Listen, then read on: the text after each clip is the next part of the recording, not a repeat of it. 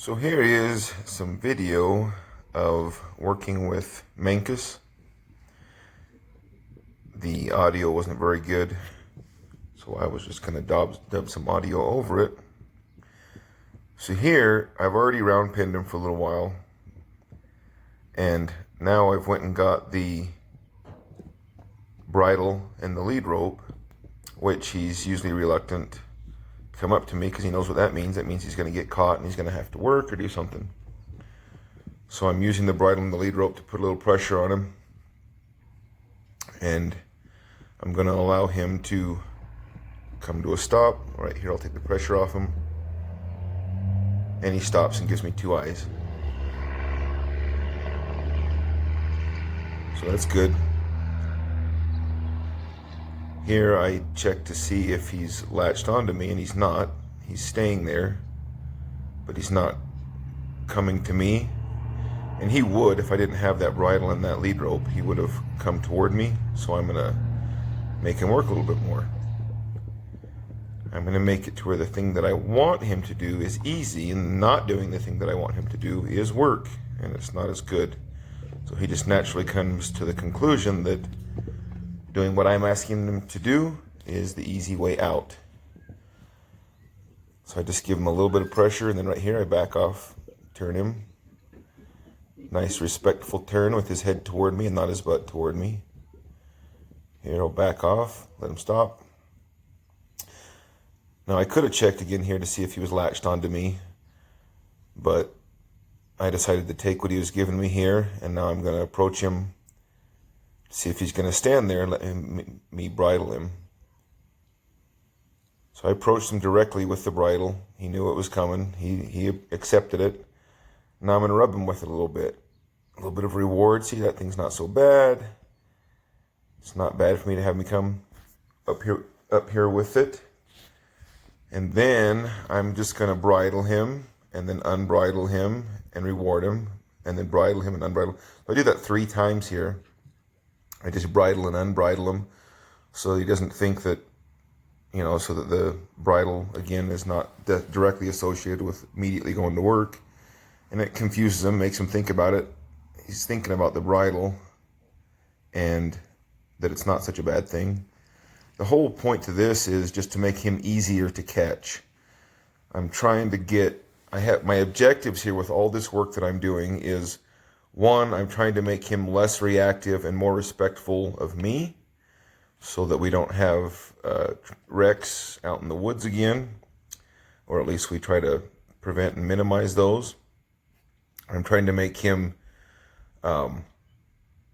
easier to catch, less reactive overall. So we're going to do some sacking out and desensitization. So here I've just bridled him up the second time, rub him and reward him a little bit.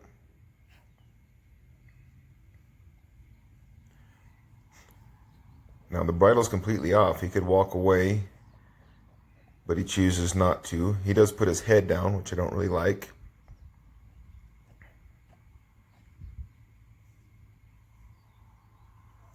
So now I'm going to start doing some. So I like to use the tools that I use. I like to use them to get him to move his feet front, back, left, and right. But I also like him to be desensitized to those tools so that he's not overreacting to them. So I'm going to use his lead rope here, and I'm going to do some desensitizing. And you see how reactive he was right there? He was not paying attention, and then all of a sudden something moved and he jumped. That's what I'm trying to get out of him. So I'm going to just keep pushing pressure on him with this lead rope, and I'm just kind of flipping it and tossing it a little bit. And I want him to start thinking that even though it's kind of moving and scary to him now, I want him to start thinking, oh, that wasn't so bad, and having to do all this work moving my feet is not worth the scariness of that item. Now, right here I had that wreck yesterday, so my left wrist is broken, so I can't put a whole lot of pressure on anything.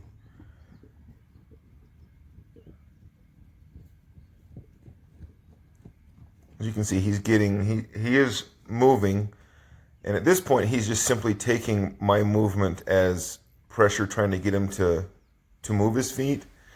And so I'm changing a little bit here. I don't want him to move his feet. I want him to actually sit still and be able to handle that pressure without overreacting. So he's choosing to walk away from it, and that's partly because he's been trained to do so. I twirl that rope, that means go and go faster.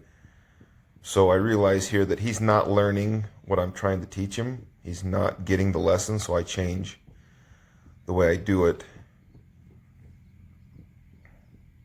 I already know I can drive him with that rope. So right here I go, okay, that's not what we're trying to teach you. So I'm going to refocus him, leave him there, and I'm going to go get so this stick that I'm going to get has a piece of rope on the end of it, like a whip. It's a lunging whip. On the other end of it, it has, oh no, this is just the lunging whip right here. So right here, I'm just going to do some motion and sound. That's what he's mostly reactive to, motion and sound. That's what most horses are reactive to. So here, I'm just going to let him see that, and I'm going to just throw that rope over him.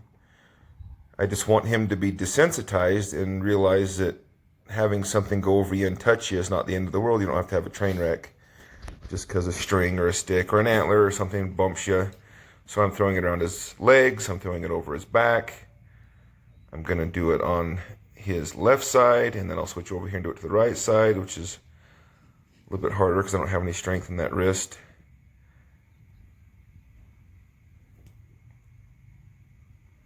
And he's handling this very well.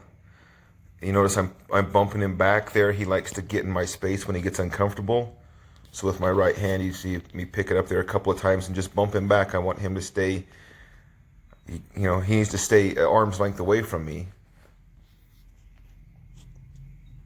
And he's doing really good with this. We've worked through this before. He's okay with the string. So now I'm going to reward him. Kind of rub that off with the stick. And he's doing really good with that.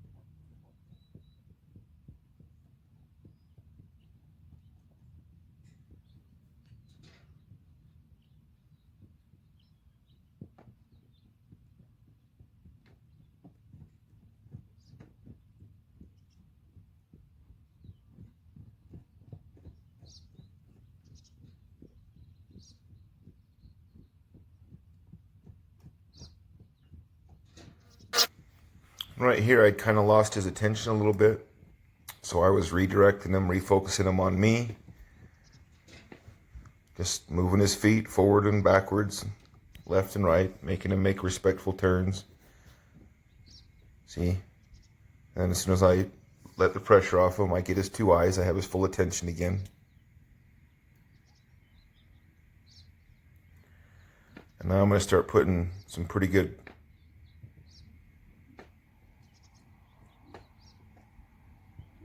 pressure on him right here. He's looking at me. He's trying to figure out now, do you want me to move my feet or what's going on here? So I just keep, after he accepts that and doesn't overreact and is okay with it, then I'll reward him a little bit. And I'll just keep ramping up the intensity. Just let him get desensitized to things moving and things making sounds.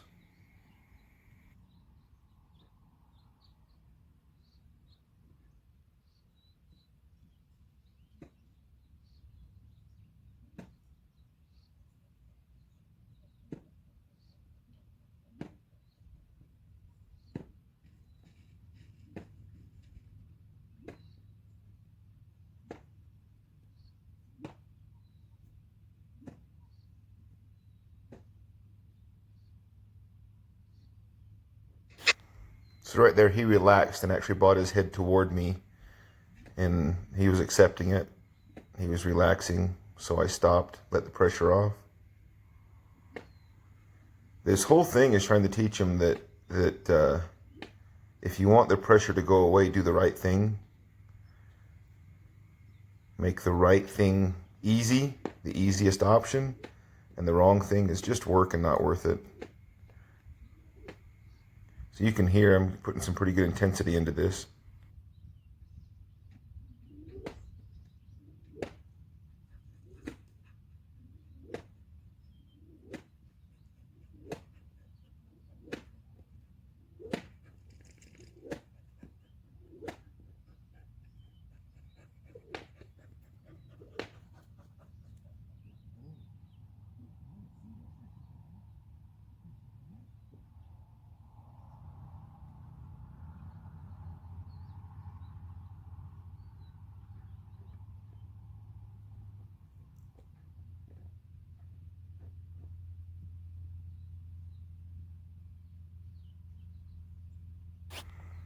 So I got 100% of his attention. He's relaxed.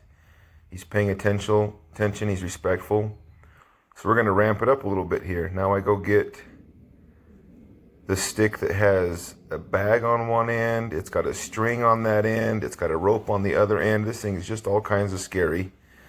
So it pushes him back to that back gate. The back gate is his escape. It's his safe spot. The other horse is there. I don't want him to be there. I don't want him to find comfort there. So I'm going to take him away from there. But I'm doing some approach.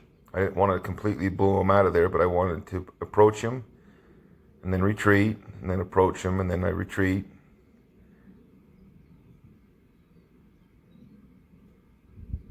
And then I'm going to bring him back to the center because I don't want him to think that that gate back there is safety and comfort. I want it to be with me and in the center. So now this is pretty intense here for him. He's never had this as far as I know.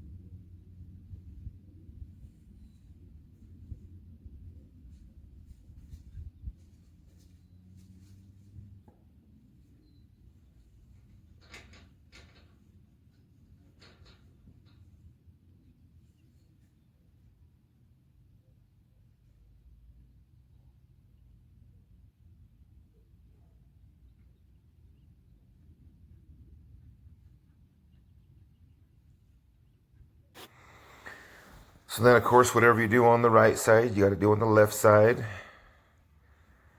Horse has got two sides of his brains, and he'll react out of both sides, and he'll learn out of both sides. So he's doing really well with this. If I had just started with this, I think you'd have seen the horse blowing up all over that round pen. But he is kind of just realized, we've already gone through some lessons that taught him, hey, it's a lot of work to overreact, so just stand here and it'll go away eventually. That's the purpose of this, is just kind of getting him to where he doesn't have to overreact to everything that happens around him. That he can stay in the thinking side of his brain rather than the reactive side of his brain.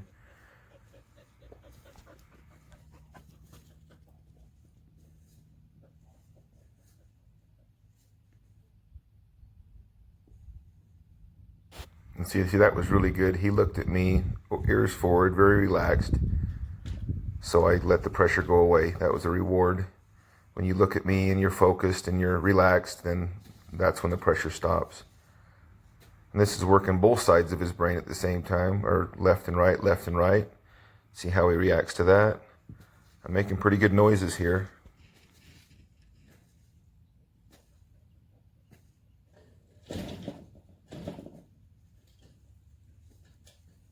So the funny thing is that big noise that happened there behind me, he didn't react to it, I did. I turned to see what was making that big noise. He just stood there.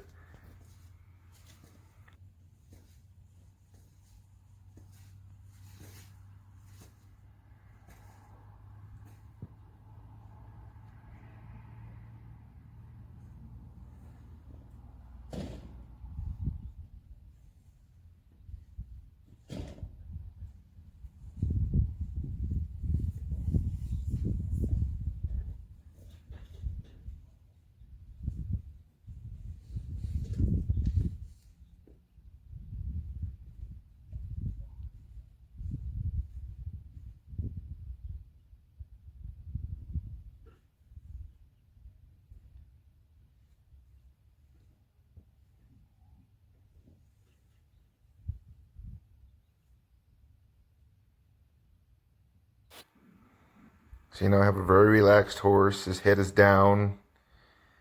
He's chewing and licking his lips. And see, you see right here, his reaction is to come to me. That's one of the reasons why he kind of pulls against pressure sometimes. So that's one of the things I'm working on is I don't want him to come right up on top of me. I want him to come to me, but not on top of me.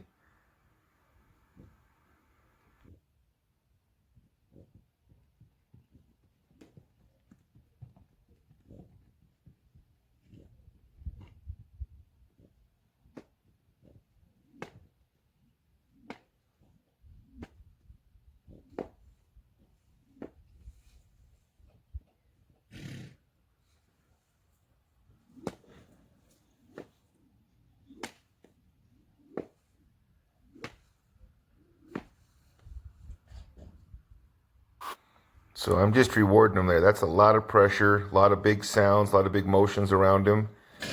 He is just thinking, and in his thinking brain, he's thinking, okay, everything this guy's done with me so far hasn't hurt me. I'm gonna trust him. I'm gonna stay here. I'm just gonna not work myself into a frenzy because something's happening around me. And that's, so this is just like the first steps of trying to get it to where I don't have the type of wreck that we had yesterday around a water trough that shot water out near him.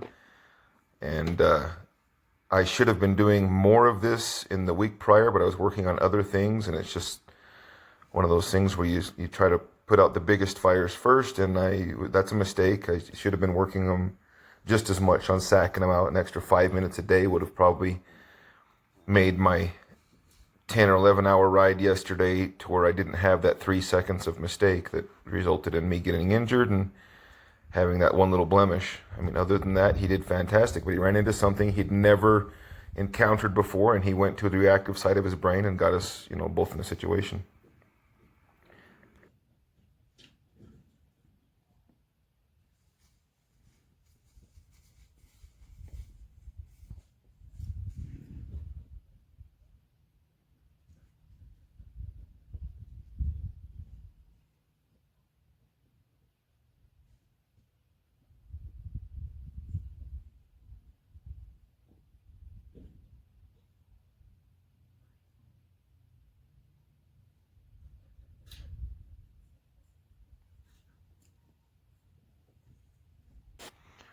Now, I really like this because if you see this, he is latched onto me, even with